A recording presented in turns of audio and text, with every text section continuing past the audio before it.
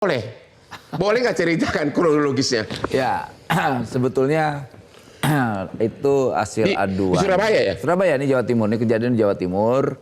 Kita melihat ada wakil wali kota ketika ingin mengambil ijazah warganya ya, warga Surabaya yang ditahan di UD di Surabaya ini. Itu pertama dibilang penipu, lantas tolak masuk. Ya. Bahkan setelah dibilang penipu dilaporkan nih. Yang dibilang penipu siapa? Yang dibilang penipu itu wakil wali kotanya. Hah?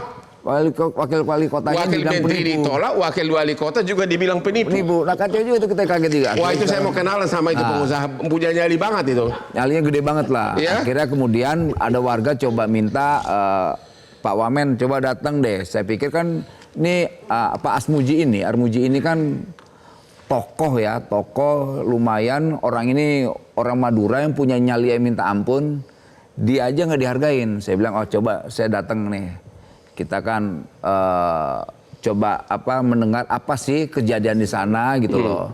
Kita datang, coba kita sidak, kita diskusi. Saya datang ke sana pun nggak dihargain juga, nggak dikasih masuk. Tadi pintu gerbang udah dibuka lah gerbang itu. Yeah. Kemudian kita datang.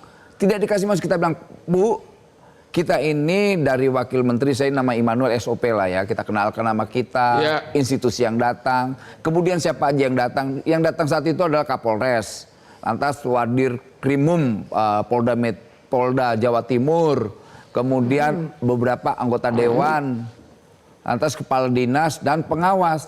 Itu nggak dikasih masuk, dikunci itunya. Saya bilang ini kaget kita, akhirnya polisi berkali-kali meyakinkan, yang kita lihat tuh Pak Kapolres saat itu meyakinkan, Bu ini yang datang ini wakil menteri, dia diam aja. Udah berkali-kali itu dilakuin, akhirnya dibuka, entah kenapa saya nggak tahu, dibuka dari pintu sebelahnya. Ya udah akhirnya kita masuk. Mas ketemu nggak sama pengusaha itu? Diana itu ketemu. Nah masuk dalam ruangannya, akhirnya kita tanya, Bu kita kemari kedatangan kita cuma ingin tetap menjaga Ibu tetap berusaha, tapi kita hanya satu minta, karena ini ada laporan warga, ijazah ditahan, tolong dong dipulangin. Ya. Pak, saya nggak nahan ijazah. Kita bingung kok nggak nahan ijazah.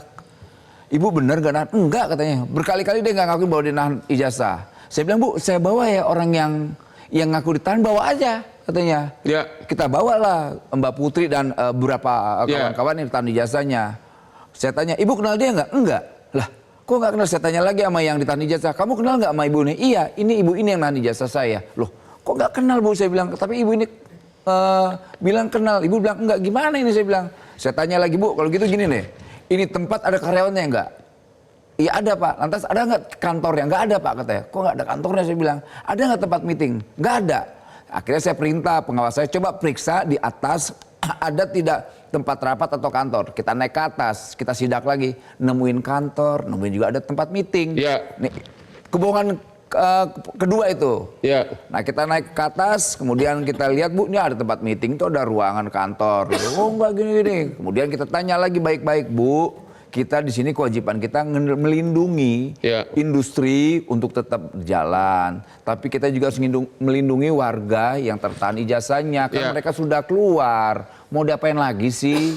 Gitu. Akhirnya dikasih? Nggak dikasih juga, tetap nggak mau sampai detik ini. Sampai detik ini? Dia tetap nggak ngakuin. Ya, akhirnya saya bilang, mungkin dari kita, wali kota dan sebagainya, dia boleh berbohong. Tapi saya yakin, kalau kepolisian turun tangan kan pasti nggak bisa. Akhirnya gitu. tindakan sanksi apa yang diletakkan? Belum, masih saya ceritakan kronologisnya. Setelah kita diskusi di ruang meeting itu, saya tanya lagi, Bu, gimana Bu? Tetap dia nggak mau ngakuin. Kita panggil lagi berapa orang lagi, Bu? Waktu itu Ibu ditelepon dengan Mas ini nih, siapa ada kawan yang ditahan ijazahnya, dia masih nggak ngakuin. Akhirnya dikeluarin tuh rekamannya nih, Bu. Ibu komunikasi kemarin nih. Ini suara Ibu loh. Telepon saya kan siapapun yang bisa megang. Disangka lagi, bohong lagi. Pokoknya udah panggil tingkatnya akumulasi. Akhirnya dia bilang, Bu, ini HRD Ibu loh. Ya dia lupa saya teh. Bahasanya seperti bahasa hukum lah. Lupa, nggak tahu, sama apa lagi lah. Nggak ngerti lah. Jadi kalau nggak lupa, saya lupa. Nggak tahu, pas saya nggak ingat. Lupa, nggak tahu, nggak ingat. Itu kan jawabannya. Mungkin Lah kalau gitu siapa hari ini yang HRD di sini? HRD-nya sudah resign tanya. Udah resign. Lah nggak diakuin HD lamanya. Kalau gitu Bu. Gini Bu, kalau seandainya Ibu nggak kenal, dia nggak merasa kerja di sini, kita uji aja. Pasti dia tahu lingkungan tempat ini. Ya. Akhirnya saya uji. Dek, Mbak Putri, tahu nggak kamu? Kamu pernah kerja di sini? Pernah Pak. Kalau gitu ambil ijazahmu, di mana tempatmu ijazahmu ditahan. Dia lari ke ruang sebelah. Ya. Nah, pas di ruang sebelah, yang HRD yang dibilang resign itu ternyata lagi kerja di situ. Oke. 4 kali kebohongan. Ya. Kita panggil tuh perempuan namanya Veronica. Loh, dia kan cuma mau main, boleh dong main. Loh, Bu, ini tempat bekerja bukan tempat bermain. Oke. Gitu. Bohong lagi bertahan terus tetap gak mau. Kita tanya sama yang Mbak ditahan itu. Pak, tempat ijazah itu sudah hilang, mapnya sudah tidak ada. Lantas gimana dong? Katanya kami mau ngelamar kerja nggak bisa nih. Nah, kita tanya, Bu kemana sih Bu ijazahnya? Saya nggak nahan, saya nggak tahu. Artinya terus bertahan untuk mengatakan bahwa dia untuk tidak menghemat menahan waktu, ijazahnya. konsekuensi hukumnya apa yang terjadi kalian lakukan? Akhirnya ya kita mengarahkan untuk kawan-kawan yang ijazahnya yang ditahan Nggak, ini. untuk perusahaan itu Ya pertama ditutup. katanya disegel. Disegel. Yang disegel siapa? Yang disegel itu pasti dari pemerintah kota Surabaya melalui Satpol PP-nya. Ya. Kemudian ada proses hukum yang lain soal ijazahnya. Nah ijazahnya ini akhirnya itu ranahnya kepolisian ya, karena itu bukan ranahnya Kementerian Tenaga Kerja. Jadi Bapak akhirnya pulang, saya sudah disegel atau Ya kita akhirnya sudah nggak tahan ya ngeliat tuh emak-emak yang luar biasa. Ampun deh kita nyerang depinnya. Jadi ya kita pulang lah. Saya yakin kalau ada Uni Irma atau Abang, saya nggak tahu. Terima kasih Pak Wamen, terima kasih. Pak Said Iqbal, emang seberapa banyak kejadian penahanan ijazah atau waktu melamar ijazahnya diminta untuk disimpan oleh majikan? Seberapa banyak? Dalam catatan Litbangnya KSPI dan Partai Buruh itu 20 tahun yang lalu pun kejadian ini banyak berlaku. 20 tahun. 20 tahun yang lalu ya, katakan Undang-Undang 2003 kan, Undang-Undang nomor 13. Bahkan kebanyakan BUMN atau ASN. BUMN? Iya, BUMN yang menahan ijazah dulu. Kenapa? Ada beberapa alasan. Satu, mereka menyekolahkan, jadi masuk kerja, disekolahkan. Menyekolahkan, takut dia kabur pulang dari beasiswa itu, maka ijazah sebagai jaminan bahasanya. Ada juga mungkin seperti saya waktu itu bekerja di pabrik multinational company elektronik, training, masuk kerja, di pabrik baru berdiri, akan mengembangkan diri, saya di training sampai 6 bulan sampai 1 tahun. Jadi itu pun ketakutan majikan aja begitu? Iya, ijazahnya ditahan. Nah, tujuan dari penahanan itu memang manajemen selalu mengatakan untuk memastikan sebagai jaminan, yang itu juga dikatakan oleh si Ibu Diana itu jaminan katanya. Tapi tidak boleh. Tapi katanya di PKB, Perjanjian Kerja Bersama, ada pasal juga tentang itu. Pasal itu melanggar undang-undang. Ya kenapa disetujui Depnaker, bukannya harus disetujui setiap PKB? Kelalaian daripada dari Pak Wamen.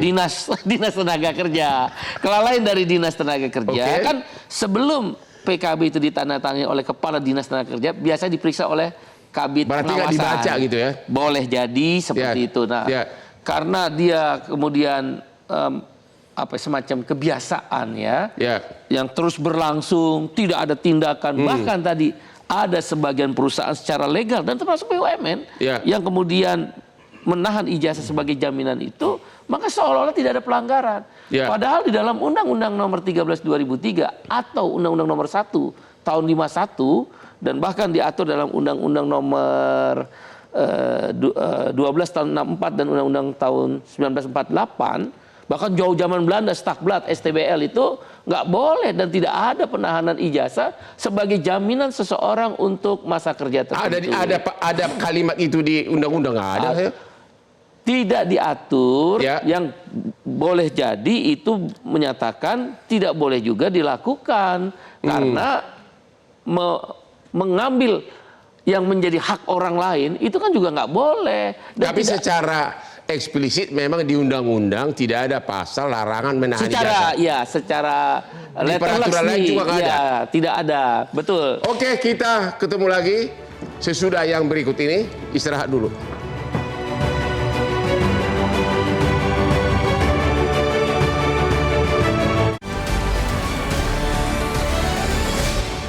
Jelajahi cara baru mendapatkan informasi. Download Metro TV Extend sekarang.